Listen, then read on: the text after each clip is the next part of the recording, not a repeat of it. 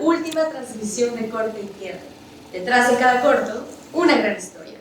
En este programa hemos podido conocer a gran parte de los hacedores del cine y su obra, una muestra de lo mejor de la cinematografía actual.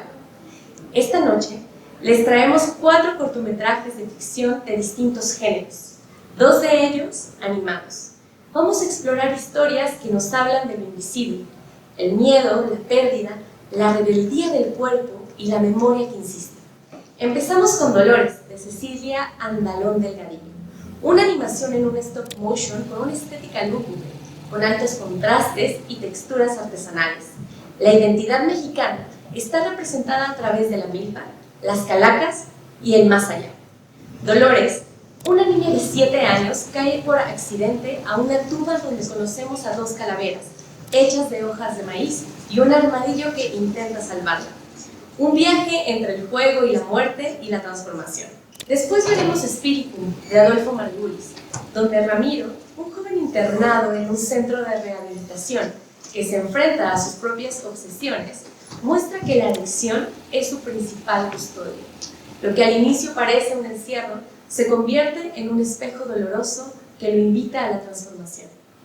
Este cortometraje cuenta con la participación de Andrés Delgado y Noé Hernández. Continuaremos con La carretera de los perros, de Carlos Rueda, un joven que, con tan solo 24 años, crea una animación en 3D acerca del abandono desde la perspectiva de quien lo sufre. Un perro en desamparo en una carretera donde se enfrenta a la cruda realidad del gallo. Y cerramos con El límite del cuerpo, de Berenice Humeda Alzate. Fabiola, una entrenadora de básquetbol, está en la recta final del campeonato y de su embarazo. En un solo día, lo deportivo, lo maternal y lo físico llegan a su punto de quiebre. ¿Cómo sostenerlo todo cuando el cuerpo ya no puede más? 4 historias y 4 cuerpos enfrentándose a sus propios umbrales. No se vayan, porque al final de este programa tendremos a un invitado especial para hablar sobre el estado actual de la industria cinematográfica en México. Comencemos. Y estamos aquí conectados con Cecilia Andalón, que es la directora de Dolores, un cortometraje en stop motion, en donde se cuenta la historia de una niña que juega en los maizales y que cae a una tumba de tiro, una especie de portal hacia el inframundo. Dolores ha estado en más de 50 selecciones alrededor del mundo, entre ellas la selección oficial de cine fantástico de Cataluña, el Festival de Brooklyn, Leipzig, Guadalajara, y ha estado nominado en el Festival de Sitges, que es uno de los festivales de terror más importantes en el mundo, y ahora compite para mejor cortometraje de ficción, de animación, en los Arieles 2025. ¿Cómo estás, Cecilia? Muy bien, muchas gracias. Gracias por la invitación. No, muchísimas gracias a ti por darte el tiempo. Cuéntame un poco acerca de tus motivaciones para contar esta historia desde el punto de vista de una niña, con elementos de lo sobrenatural y lo fantástico. Bueno, pues de alguna manera creo que las historias se van creando o van haciendo a partir de las vivencias de la persona a quien cuenta la historia, ¿no? Y en mi caso me gusta mucho los elementos de la cultura prehispánica de esta parte del país, del occidente, como son las tumbas de tiro. Dolores cae a estos recintos mortuorios funerarios que se han encontrado en esta parte del país y precisamente al parecer juega con estos personajes, ¿no? Y Dolores surge mientras estaba en la pandemia, que todos estábamos en pandemia, encerrados, sí. Que mi esposo me dice, oye, pues yo creo que tú deberías de hacer, como que por ahí veo, había trabajado ya en otras producciones, sí. Y entonces, bueno, con esa motivación también y que no había tantísimo que hacer y demás, pues me puse a realizar Dolores y sí, pues surge de alguna manera como un tipo de collage de elementos que me gustan, como son el maíz, como muchos de nosotros de mexicanos, y me interesaba este personaje pequeño en contraposición con los otros dos personajes que son más bien ancianos, que son desgarbados, que son de otras características pues totalmente diferentes. Eh, y bueno, pues desde ahí va naciendo esta historia de Dolores. Claro. Para ti, sé que tienes una investigación en stop motion, realizaste tu ópera prima bajo esta técnica. ¿Qué te ofrece el stop motion que no encontraste en otras formas de animación para contar esta historia? Bueno, pues ahora sí que estar en contacto con los materiales. O sea, yo sé que en 3D hay trabajos impresionantes en donde se pueden imitar las texturas reales. Sin embargo, como yo estudié artes plásticas, era muy importante esa parte de la materialización, ¿no? En cuanto a las texturas, la pintura, el material tal cual que se utiliza. Eso para mí es muy llamativo y creo que para todos los que nos hemos dedicado al stop motion. Entonces, esa es una de las partes esenciales. Procuramos también en el cortometraje, digo, por un capricho mío y un gusto, el no utilizar o no abusar de efectos especiales o de, ahora sí que de la tecnología en cuanto, pues para algunos efectos, ¿no? Más bien procurábamos todo hacerlo de manera práctica. Y, por ejemplo, los fondos, los cielos son pintados a mano. Que digo, es un gustito mío que me da mucho gusto que haya funcionado. Y queríamos hacerlo, pues ahora sí que de manera tradicional por gusto, ¿no? No demeritando las demás técnicas que creo que funcionan bastante bien. Sin embargo, pues quería que fueran así. Claro, o sea, la textura de todo el cortometraje se siente muy artesanal, muy vivo, ¿no? O sea, sí nos evoca estos paisajes, ¿no? De maizales y demás. Y digo, entendiendo que aparte el stop motion, pues lleva mucho tiempo, mucha dedicación, o sea, es construir muchas piezas en distintos tamaños, escalas, maquetas. ¿Cuál fue? Digo, ya me contaste que tuviste mucho tiempo para realizarlo, ¿no? Pero bueno, ¿qué materiales buscaste para lograr esta materialidad? Bueno, pues ahora sí que utilizamos desde materiales que funcionan para construcción, tal como el Ready-Mix, que es una pasta que sirve para poner encima del... se me olvidó, como de estas paredes falsas que se hacen, hasta materiales tan sencillos como la tela pintada que se utilizó para hacer los maizales. Por otro lado, también había esta contraposición con los materiales sí de la tierra tal cual, que también quería que eso se viera reflejado. Entonces todas las vasijas, todos los elementos que vemos dentro de la tumba de Tiro son de barro. Okay. Entonces no se hornearon porque son muy pequeños y no hacía falta para el cortometraje, pero todos esos elementos se realizaron a mano, ahora sí que por muchas personas entusiastas y profesionales de este medio. Y bueno, pues se utilizó ahí el barro. En los personajes pues sí tuvimos diferentes materiales, ¿no? Como el silicón, el barro mismo y telas también. Claro. Podríamos hablar, cuando vemos tu corto, acerca de una escuela tapatía, ¿no? Que comparte ciertos estilos, ciertas características y estilos, ¿no? En lo sombrío, a veces son historias contadas desde el punto de vista de las infancias. ¿A ti qué te parece que se haya...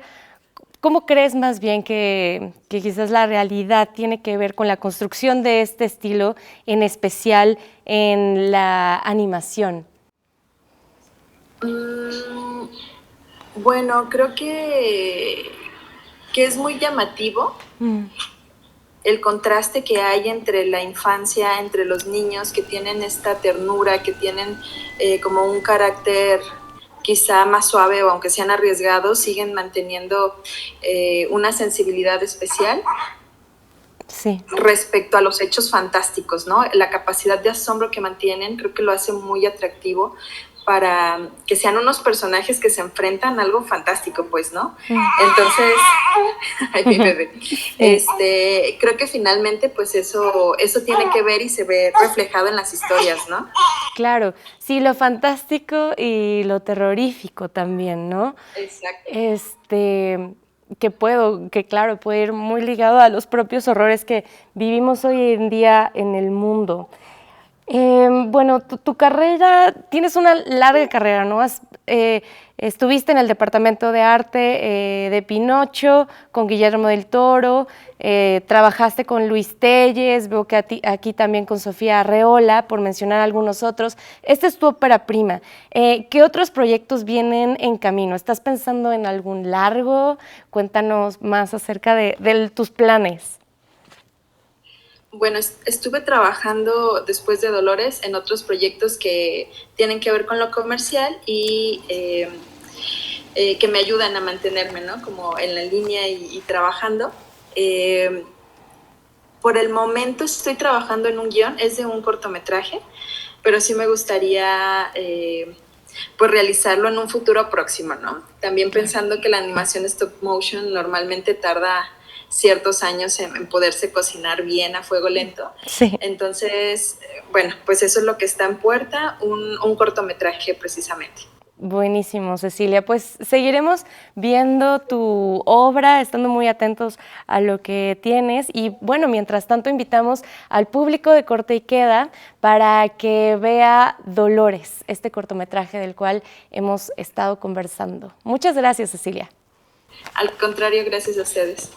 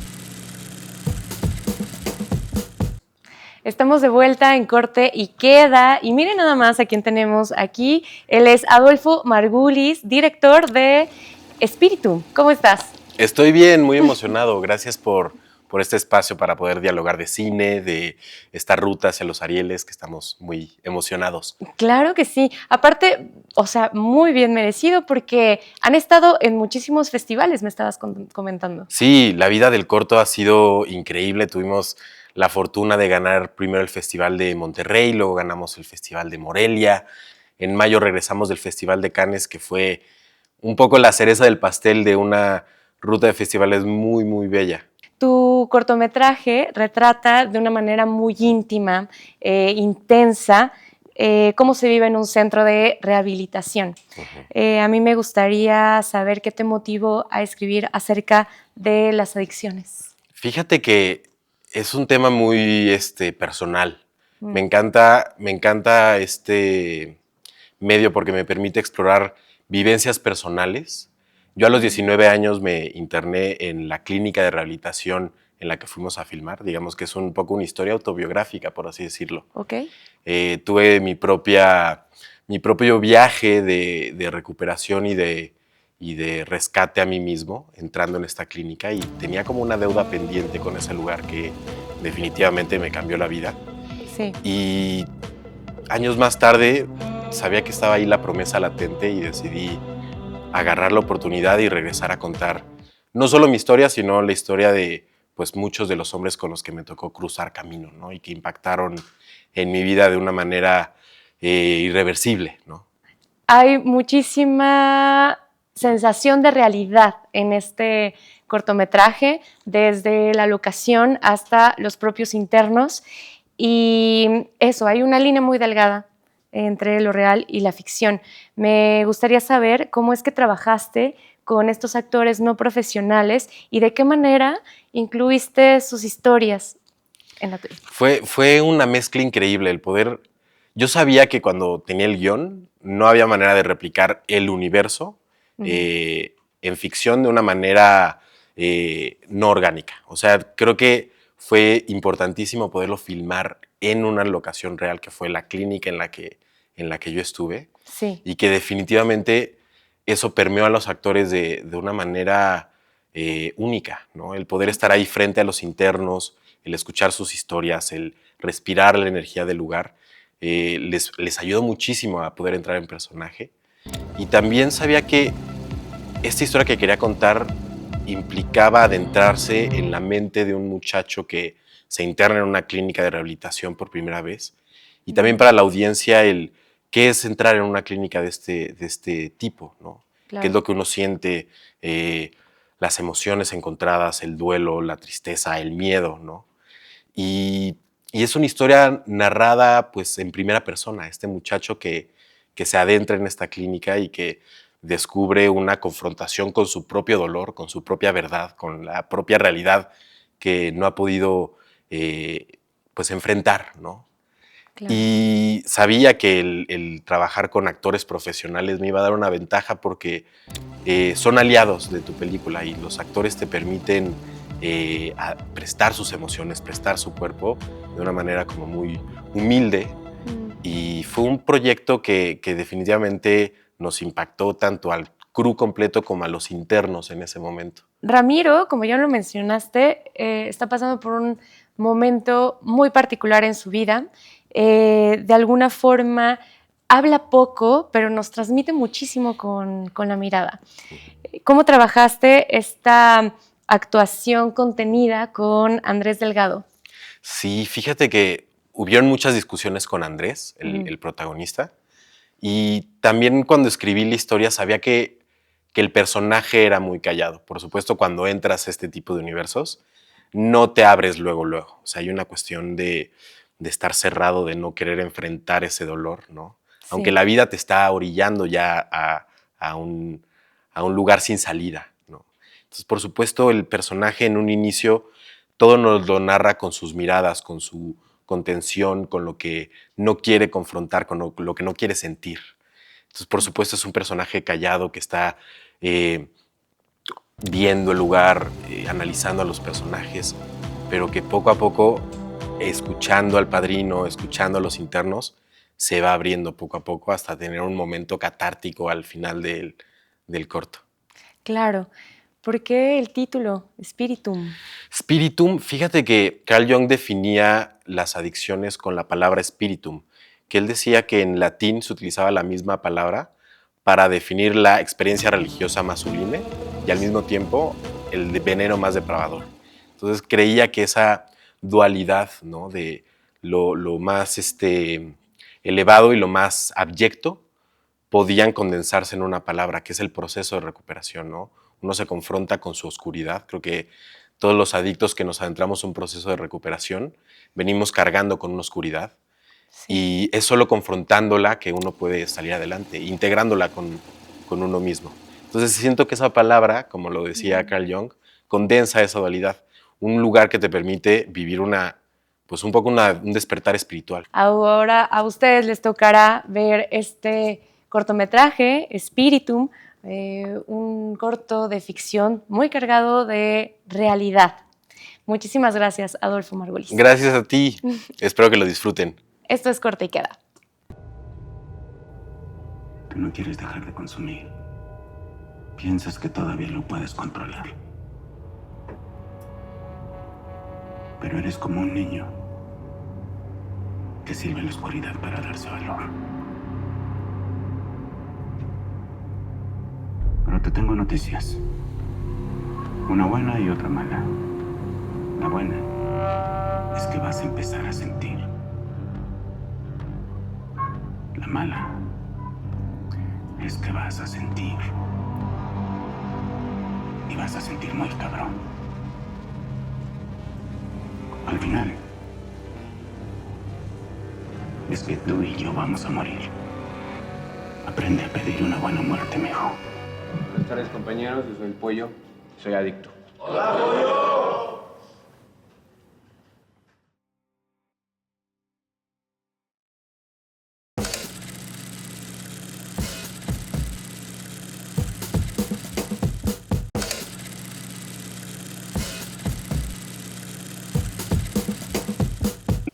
Estamos en Corte y Queda y nos encontramos conectados a distancia con Carlos Rueda, que es el director de La Carretera de los Perros. ¿Cómo estás, Carlos? Muy feliz, muy emocionado de estar aquí contigo contándote sobre el proyecto y pues por la selección al Ariel. Estamos muy contentos, la verdad. No queríamos quedarnos sin la oportunidad de poder conversar con este realizador que se encuentra ahora en Guadalajara, de donde también es originario y quien estuvo presentando su corto en el Festival Internacional de Cine de Guadalajara, en donde recibió una mención honorífica y asimismo también formó parte de la selección oficial en el Festival Internacional de Cine de San Diego. Bueno, tu cortometraje tiene un poder brutal en las imágenes. Doy contexto, La Carretera de los Perros retrata a aquellos perritos que son abandonados y es una temática actual que se retoma año con año por ciertos grupos de animalistas que nos quieren hacer como tener conciencia de la responsabilidad que conlleva regalar un perrito, adoptar un perrito. ¿Qué te llevó a contar esta historia?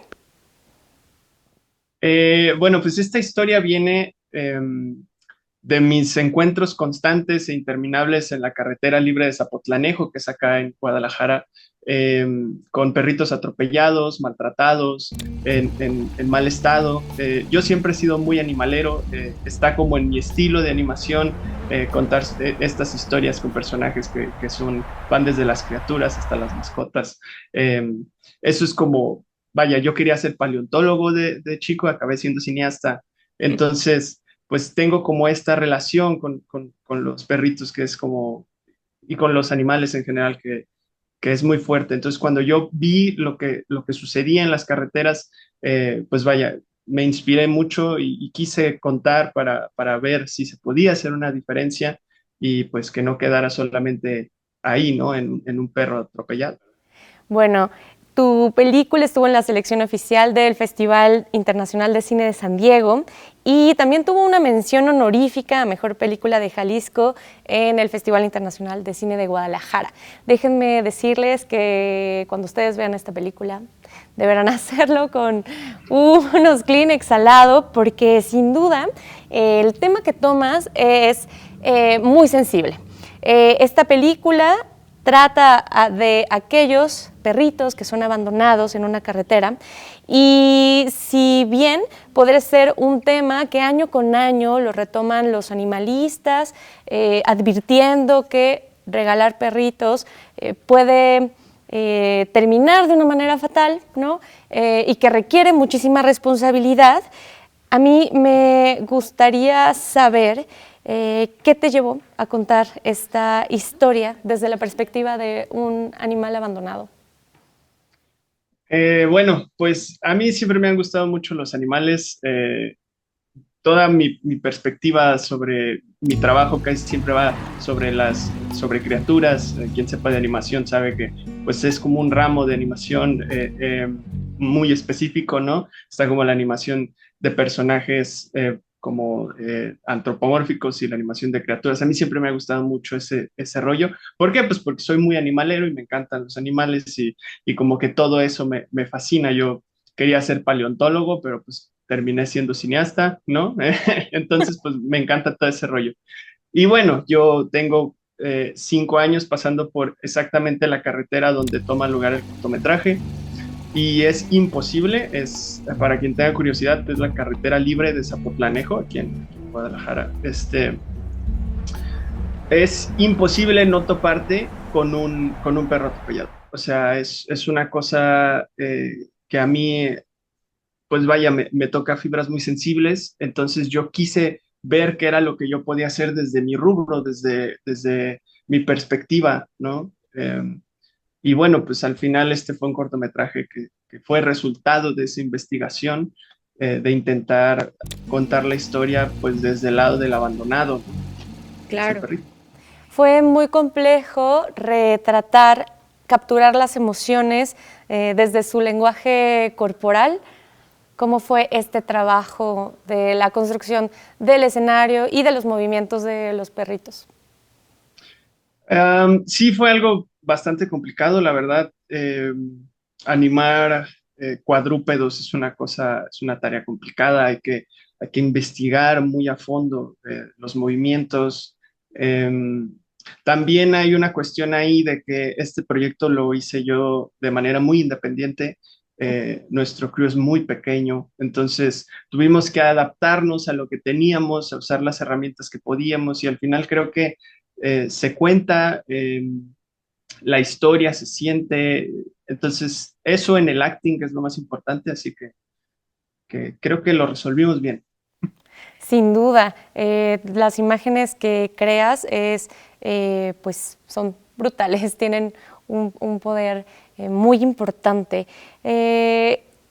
Mencionaba hace rato que de pronto este cortometraje tiene un corte muy didáctico. ¿Crees que el cine puede trascender la pantalla e incidir en la vida de las personas o de las sociedades? Sí, yo estoy completamente convencido de que el cine es una herramienta de cambio, es una forma en la que nos expresamos, vaya, para mí es el medio en el que yo puedo decir lo que pienso y lo que veo, ¿no? Entonces, yo creo que si bien lo importante es tomar acción, ¿no? Este tipo de trabajos nos inspiran a tomarlo, ¿no? Yo en algún momento me sentí muy tentado de terminar este cortometraje con un giro feliz, que terminara con un final más positivo sobre la idea y razonándolo me di cuenta de que no podía ser así. El cortometraje, cuando tengan tiempo de verlo, eh, tiende a lo negativo porque mi perspectiva es que si quieres que sea feliz, tienes que ir tú a hacer la diferencia, ¿no? Entonces, esa es como la idea. Bueno, en efecto, vamos a tener la oportunidad de ver tu cortometraje y les invito a que se queden a disfrutar y a emocionarse, sobre todo a emocionarse con La carretera de los perros, un corto que sin duda apela completamente a las emociones y el poder de sus imágenes es inigualable. Muchas gracias, Carlos. Gracias a ustedes, y adopten perritos. Corte y queda.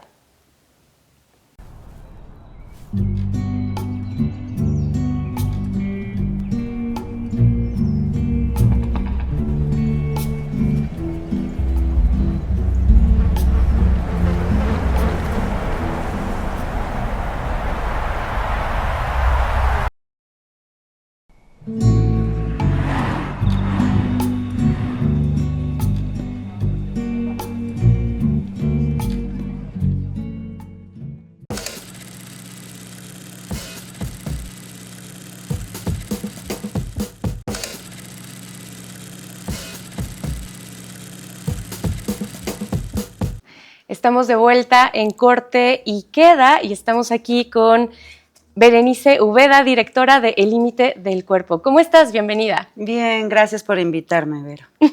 Es un placer tenerte aquí. Tienes un cortometraje muy interesante que habla acerca de la maternidad y el trabajo y cómo es que nos relacionamos en estas dos situaciones. A mí me gustaría preguntarte, ¿de dónde surge este corto?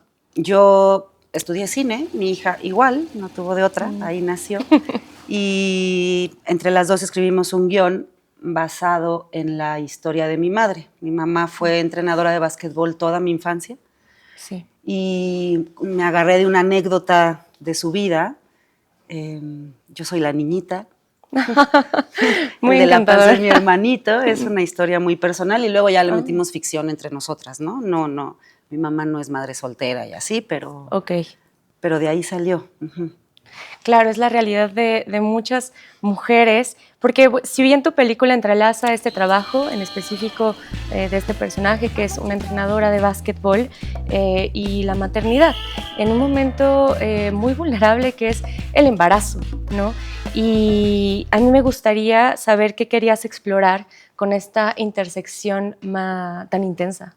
Me educó una mujer muy fuerte, llena de energía y echada para adelante, y siempre fue como el motor en mi casa, ¿sabes? Para mí era como muy normal que así fuera la vida, ¿no? Entonces, bueno, pues una crece y vives cosas y así, entonces, pues justo era como poder hablar de una mujer que tiene que hacerlo todo, ¿no? Es mamá, es trabajadora, es amiga, es compañera, no nada más es mamá de Fabi, del bebé que viene en camino, sino también de todos esos niños que trae su equipo de básquetbol, ¿no? O sea, son chavitos todos, quinceañeros.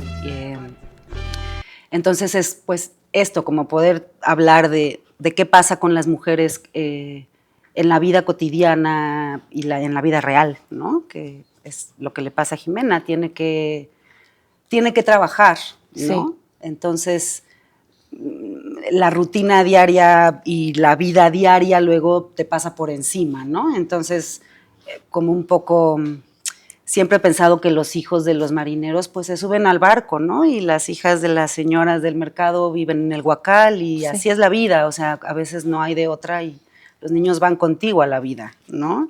Y eso es lo que le pasa a Jimena este día en particular con su hija, ¿no? Me pongo a pensar cómo es que caes con este casting. Ellos eran jugadores de básquetbol.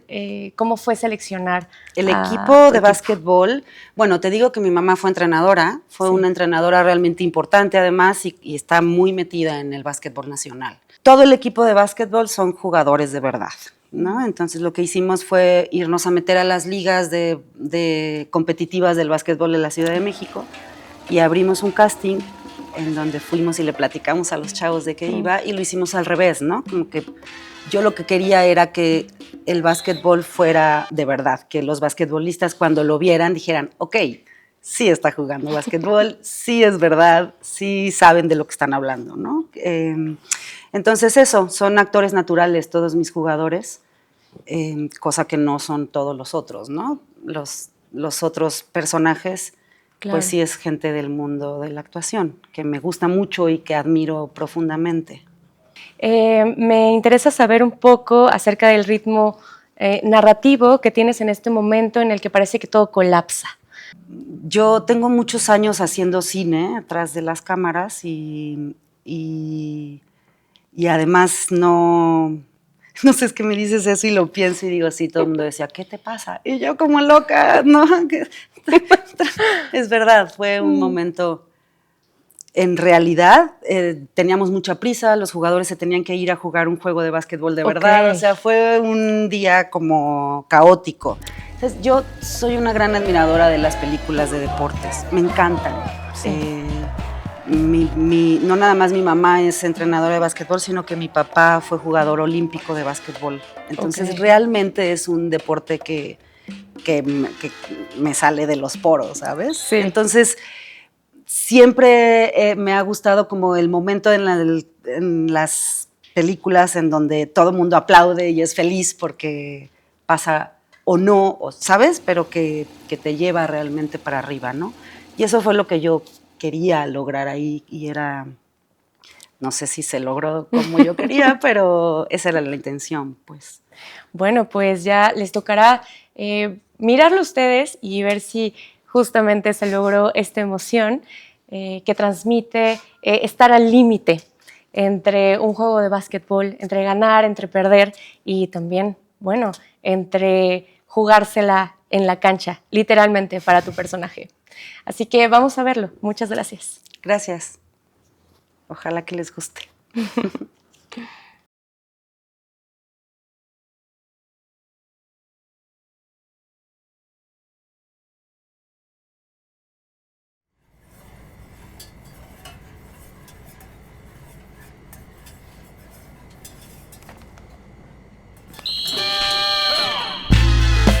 ¡Vamos, chicos!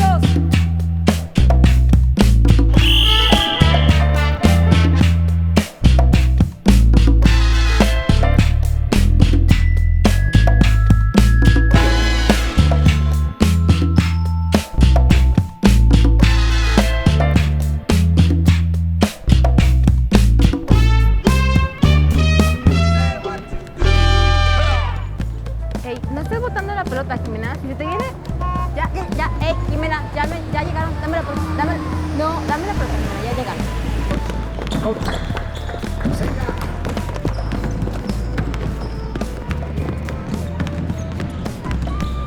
Buenos días, buenos días, buenos días. Buenas noches, profe, ¿qué pasó? Pensé que ya no llegaban. Ya estoy armando mi equipo para el Nacional. A ver si siento. Sí.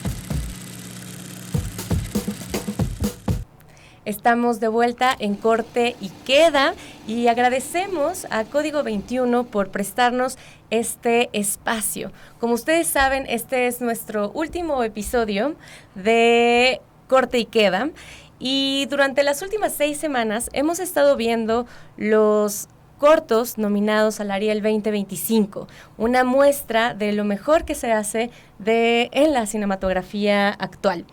Y para cerrar con broche de oro, tengo de mi lado izquierdo a Emma de Gante, que es productora audiovisual y analista. ¿Cómo estás, Emma? Hola, pues yo estoy muy bien, muy agradecido y honrado de estar aquí contigo y por supuesto con el gran Armando Casas. Muchísimas gracias. Y de mi lado derecho, justo tengo a Armando Casas, que es el director de la Academia de Artes y Ciencias Cinematográficas de México. Bienvenido a Corte y Queda. Muchas gracias. Y bueno, lo que vamos a comentar hoy tiene que ver un poco acerca, claro, del cortometraje y también explorar un poco acerca de la industria mexicana y otras particularidades de los premios Ariel 2025. Y es el corto un formato que nos interesa mucho. Sí, como tú lo mencionas, Verónica, el cortometraje es una de las características, o bueno, es más bien una de los formatos de cine que se premian en los Arieles y se premian todas sus acepciones, ¿no? Documental, animación, ficción. Sin embargo, a diferencia del largometraje, pareciera que el cortometraje está un poco más relegado a los círculos especializados, académicos o de festivales, ¿no? A mí me gustaría preguntarte, Armando, ¿a qué se debe esto? ¿Por qué sería esta percepción que se tiene en general del cortometraje? En realidad porque pareciera primero que es un formato por su duración que es exclusivo de escuelas, porque en las escuelas se empieza haciendo cortometrajes. Pero yo siempre he defendido públicamente en diversos foros que el cortometraje es una de las posibilidades que tiene cualquier cineasta. O sea, nosotros podemos hacer ficción, animación, documental y podemos hacerlo de la duración que nuestro proyecto requiera. Un largometraje, inclusive los largometrajes también tienen duraciones muy distintas, claro. Digamos convencional de 90 a 100 minutos, hay largometrajes que luego superan las 3 horas, hay pocos largometrajes que son de pequeña duración, digamos de 80 minutos, inclusive menos, prácticamente ya no existe el mediometraje, es algo curioso, porque el cortometraje se tipifica de hasta los 30 minutos. Y bueno, había en otra época, todavía existen, se hacen los cortometrajes que son de 1 minuto, cine minutos. Yo creo indudablemente que es una de las posibilidades de cualquier cineasta. Para un literato es escribir novela, cuento, poesía y se hace profesionalmente. El cortometraje tiene esa posibilidad también, que además lo muestran las plataformas ahora. Si nos fijamos, hay muchas plataformas, hay plataformas que ya su oferta son cortometrajes. Inclusive algunos cortometrajes, vamos a poner el ejemplo de Almodóvar, una de sus películas recientes que está en plataforma, es un cortometraje, ¿no? de menos de 20 minutos, o inclusive hay varios directores contemporáneos que ya han estado explorando en plataformas mucho esto. Entonces, indudablemente lo que sí es verdad, hablando de esto, es que es el formato que tiene menos visibilidad, porque el largometraje pues lo estrenas idealmente en una sala de cine y pues eventualmente estará en la Cineteca Nacional, eventualmente en una plataforma, eventualmente pasará por televisión, las diversas ventanas, y el cortometraje tiene más dificultades para las ventanas distintas. Había proyectos antes donde en una sala de cine, antes de ver un largometraje, podías ver un cortometraje. Esos desaparecieron prácticamente, sí existieron, y desaparecieron. Se ven poco en otros espacios.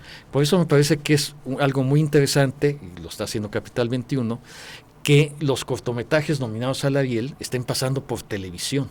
Claro. Porque requieren estas ventanas. Pero esa es la explicación, que evidentemente el formato no entra a los cánones de la comercialización. Sí, y es importante justo tener estos espacios, pero aparte darle la relevancia, ¿no? Porque muchos de estos cortos requirieron en su momento mucho tiempo, ¿no?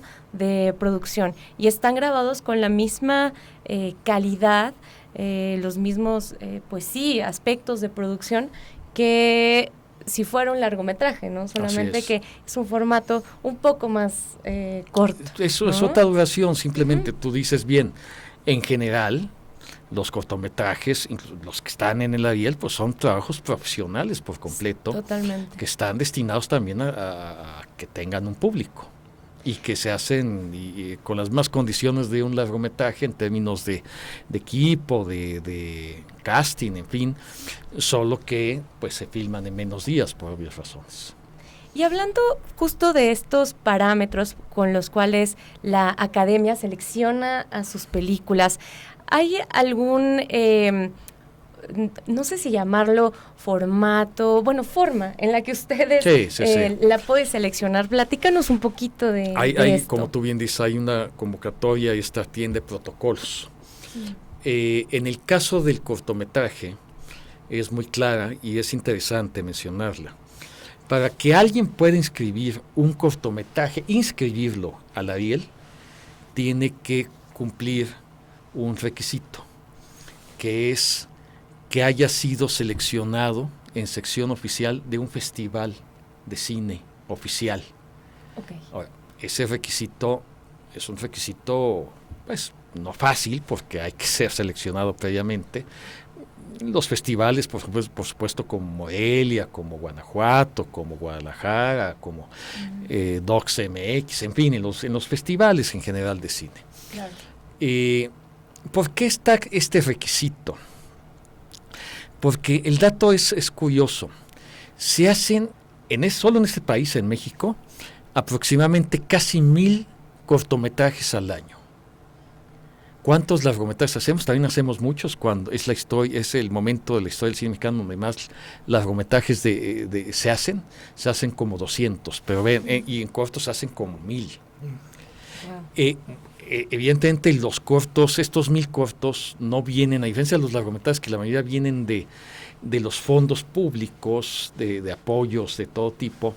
Hay varios cortometrajes que también vienen de los fondos públicos o de escuelas muy conocidas, como es el CC o la ENAC y otras más, pero pues por el tipo de formato, por su naturaleza y por la tecnología que tenemos actualmente, hay más cortometrajes independientes de lo que puede haber largometrajes independientes. O sea, hay gente que dice... La academia no tendría capacidad de recibir todo aquel que dice voy a escribir al Ariel a ver qué pasa, y que todos lo podamos ver, y que de repente tengamos que ver cada académico pues centenas de cortometrajes que pueden, que deben ser atendibles y tal, pero debe haber un ejercicio de selección indudablemente para que esto suceda.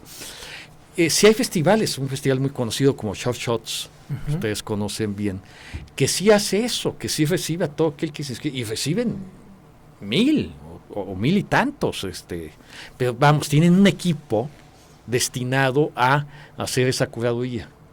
Somos los académicos la más que vemos directamente las películas y no hacemos una curaduría previa con nadie. Entonces, pues, ese requisito nos ayuda a tener esa curaduría, ¿no? Decir, entonces es interesante, ya los cortos aceptados a inscribirse, pues ya son cortos que tienen un peso específico, que tienen una garantía de que es un trabajo que vale la pena ser atendido por la academia y por los festivales. Y luego la nominación, pues es una especie de crème de la crème, porque ya en este año tuvimos aproximadamente 40 cortos inscritos, ¿no? Hay, digamos, 20 en documental, 40 en ficción, 10 en animación aproximadamente. Ya no es un número tampoco fácil de ver, y además les voy a decir algo curioso, no son cortometrajes muy cortos, vamos a decirlo así, o sea, vamos, el estándar sería 10, 12, 15 minutos, la verdad es que prevalecen, por muchas razones, prevalecen cortos de 20, 25 minutos hasta de media hora. Entonces, es importante comentar que efectivamente este protocolo permite a que los académicos podamos pues atender este visionado, pero es un visionado de trabajos ya muy claro, conseguidos, sí. ¿No? A mí algo que me llama la atención en este caso es que sí, cuando hicimos todo este viaje de ver los cortometrajes nominados, vimos historias de muchos tipos, ¿no? Historias de abandono, historias de redención, historias de venganza, etcétera. Sin embargo, me gustaría preguntarte a ti, Armando, si consideras que existen algunas narrativas que tengan cierto privilegio sobre otras, o cómo se escoge, digamos, estas películas o cortometrajes a partir de su narrativa. ¿Cuál sería ahí? Mira, yo lo que veo en los cortos que finalmente quedaron nominados, e inclusive los que no estuvieron inscritos y no fueron nominados en esta ocasión, primero hay un predominio, insisto, no es exclusivo el cortometraje de quienes empiezan. Sí es un paso importante porque, claro, empezar es mala idea con un largometraje, quien sea, ¿no? Es mejor idea empezar con un cortometraje, y eso es importante. Pero no es no es un formato exclusivo para quienes empiezan. Claro. Los profesionales hacemos con cortometrajes. Hay muchos ejemplos de esto. En las narrativas, dices bien, creo que sí hay un predominio de gente joven haciendo cortometrajes, aunque hable de no exclusividad. Y lo que estamos viendo en este universo de cortometrajes es el pulso de los jóvenes cineastas. Hay por ahí también algunos cineastas con más experiencia que han hecho más de un corto, o que han hecho inclusive trabajos documentales, otro tipo de cosas. Pero sí, temáticamente hay de todo. Pero una de las cosas que yo destacaría es que técnicamente no hay uno que veas que tenga problemas técnicos, sino que no veas una calidad del trabajo técnico impecable.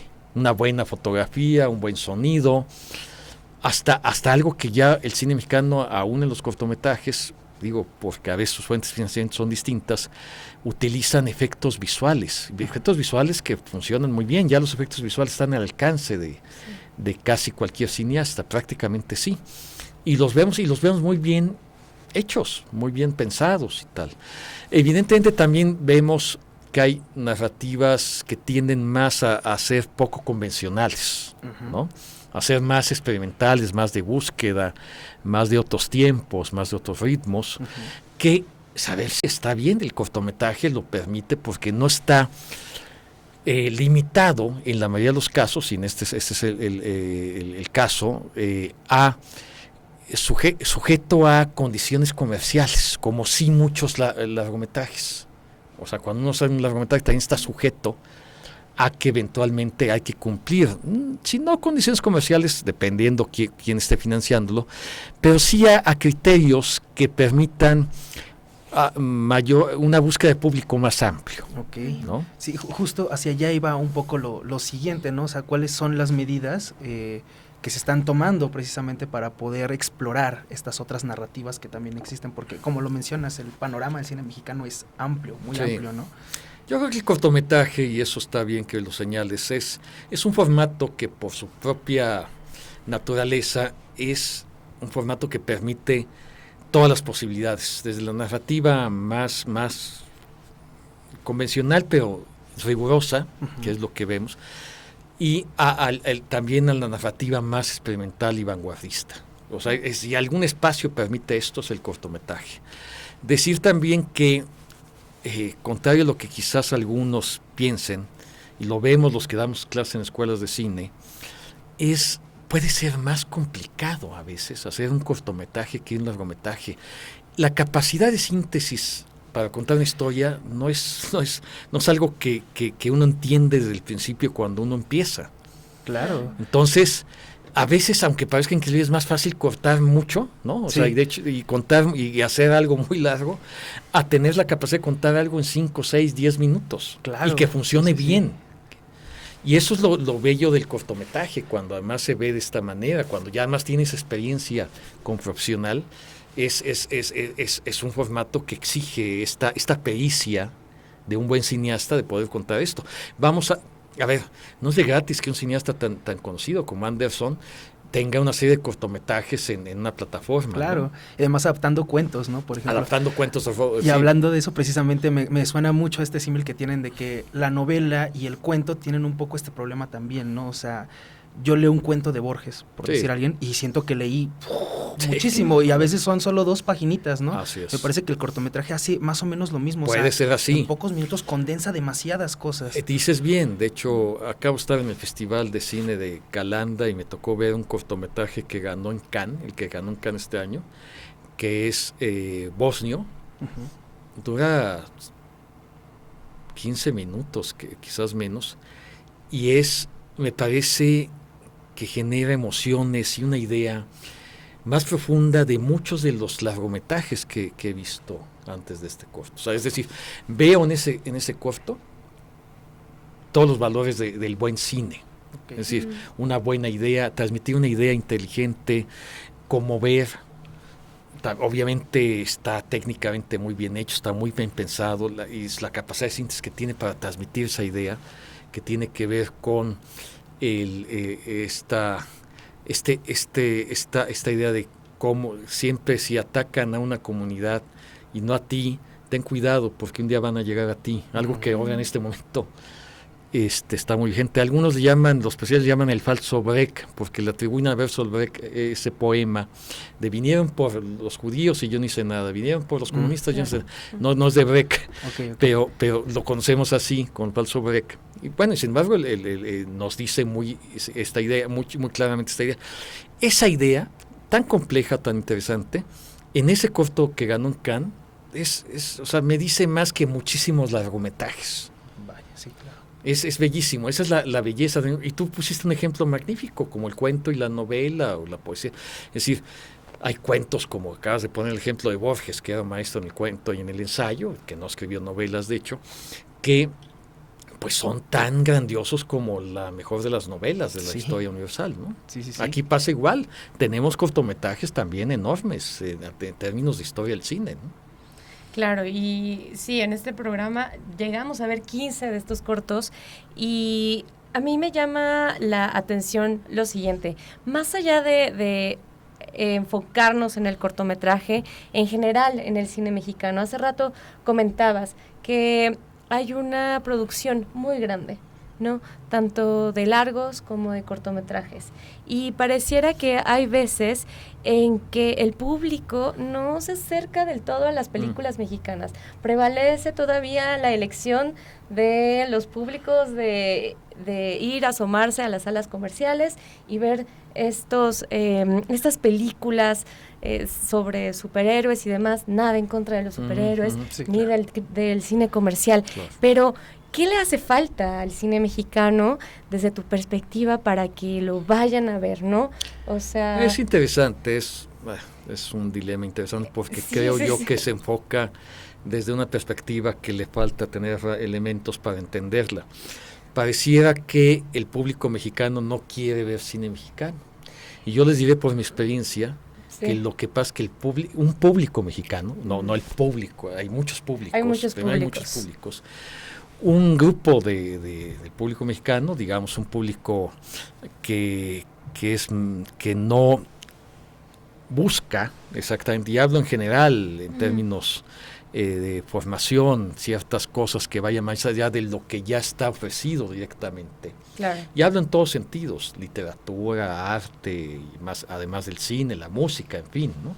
Sí. Entonces, me dicen, inclusive todavía me hacen preguntas en algunos lados, donde dicen, ¿qué le falta al cine mexicano para que conecte con el público? A ver, si algo ha demostrado el cine en general es que sí hay público para todo tipo de cine, ¿eh? Eso, para todo tipo de cine. Claro. Y no hablo aquí de nación. Y mexicano, por supuesto. ¿Hay público mexicano para el cine mexicano? Sí lo hay. No hay películas para todo público. Eso es lo que debemos olvidar. No hay película que sea para todo el público. Son nichos. Hay nichos grandes, hay nichos pequeños. Pero, ¿qué ha pasado con el cine mexicano en concreto? Es algo que tenemos que revisar y tiene que ver con la ley de cine y tal. Es que todavía el problema del cine mexicano, a pesar de que hace bastantes películas, sigue siendo la distribución y la exhibición.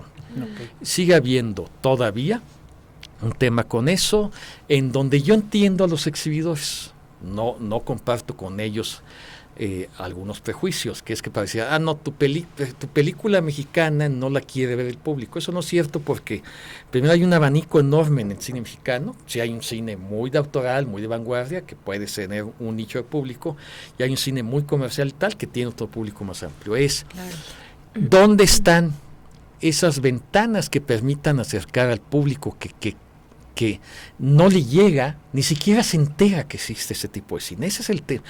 Que en donde yo les aseguro, porque sí funciona en muchos lados, lo vemos en la Cineteca Nacional, que cuando ven la película las ven con gran entusiasmo, sin pensar si es mexicana o no, sino que les llegó una película que antes, pues que no sabían, y que solo la pueden ver a veces porque está en la Cineteca, o está en una sala de arte, vamos a ver así, o una sala que exhibe este tipo de cine.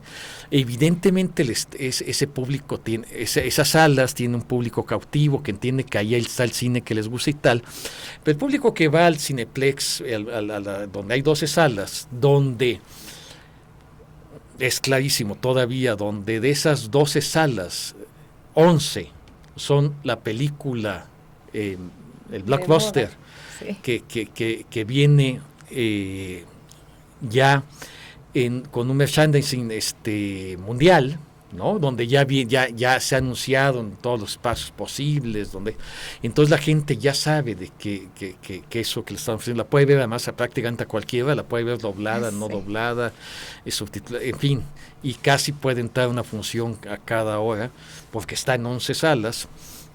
¿Qué espacio le queda? Ya no hablo solo del cine mexicano, a las demás películas, inclusive a las independientes de Estados Unidos, estamos hablando del mercado de Hollywood generalmente. Y ya no digamos pues el buen cine francés, el buen cine alemán, el buen cine argentino, en fin, que no, bueno, aquí en México el cine mexicano todavía no ha podido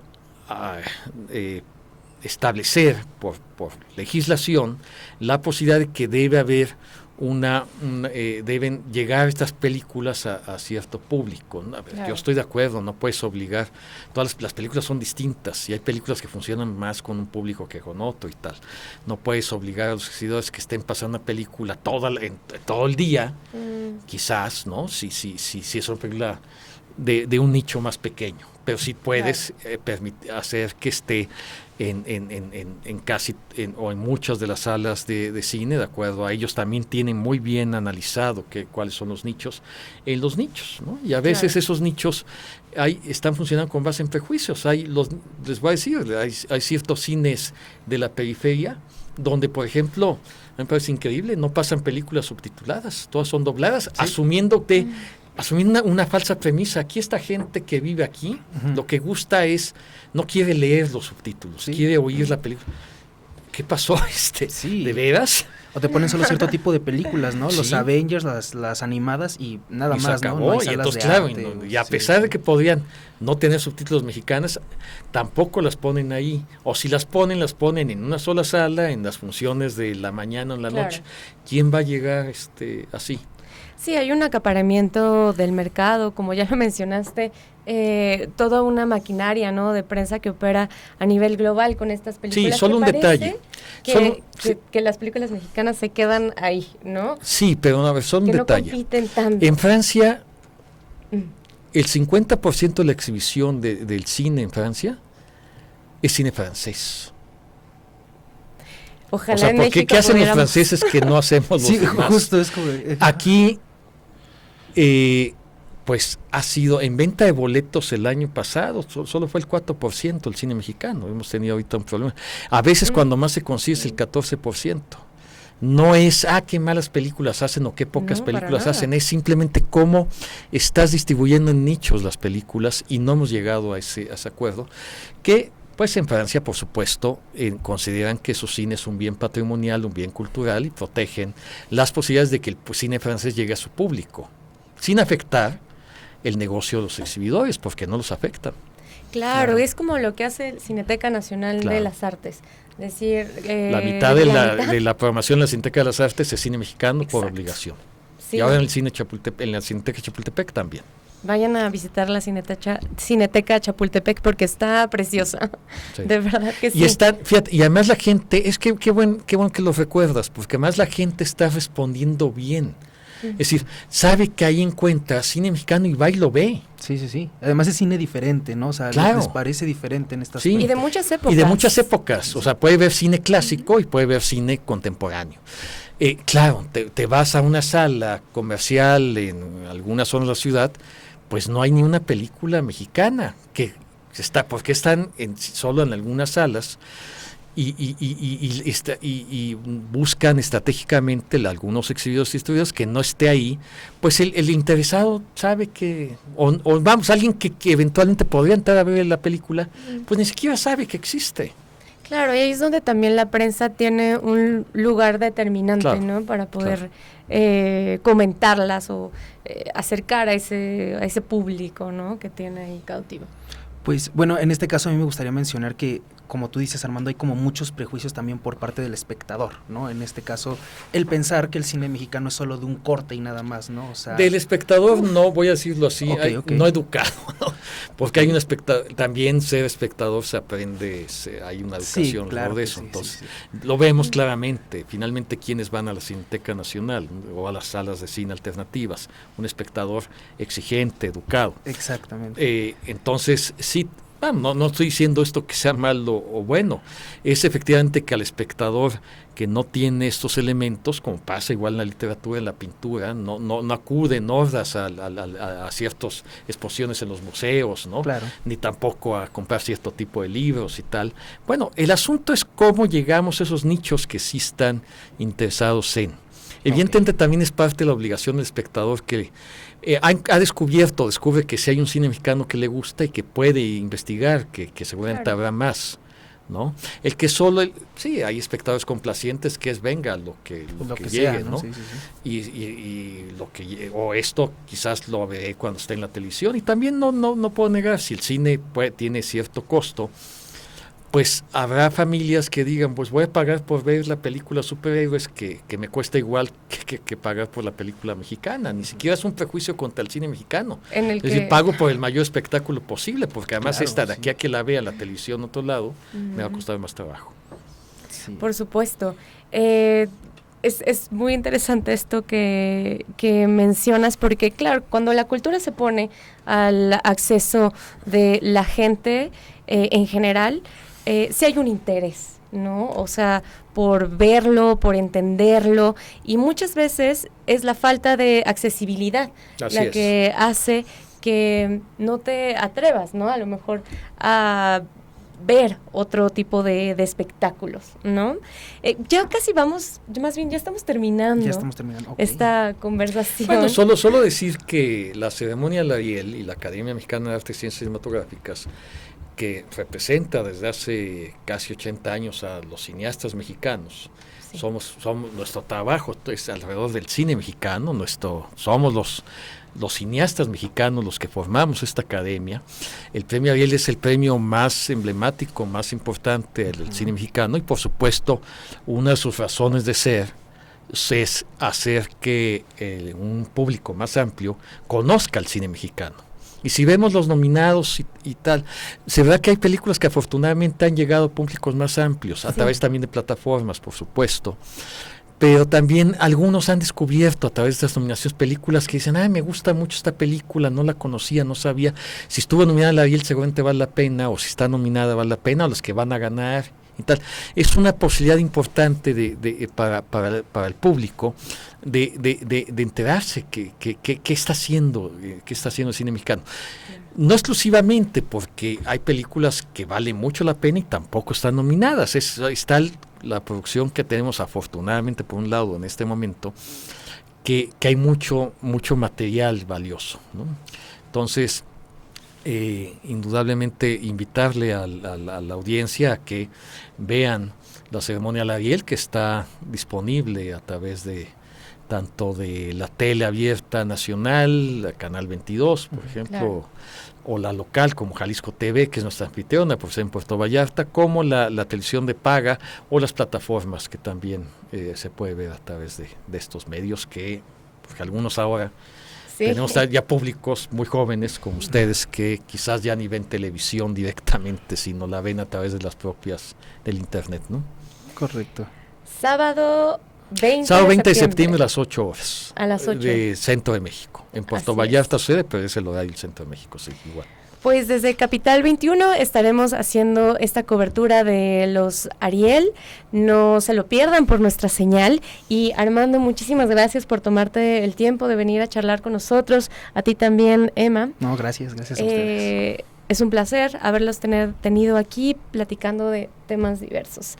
Así que también me gustaría agradecer a la AMAC, a la Academia Mexicana de Artes y Ciencias Cinematográficas, por facilitarnos y por acercar al público estos 15 cortometrajes que ustedes pudieron ver en sus pantallas todos los viernes y todos los lunes, en conversación aparte con sus directores, que yo creo que conversar con ellos no hubiera tenido ningún otro sentido si no hubiéramos podido ver de principio a fin todos estos cortos. También quiero agradecer a Capital 21 por dar este espacio y ofrecer un contenido distinto al que normalmente tenemos en esta barra de programación, que es cultural, que es entretenido y que nos habla también acerca de nosotros a través del cine.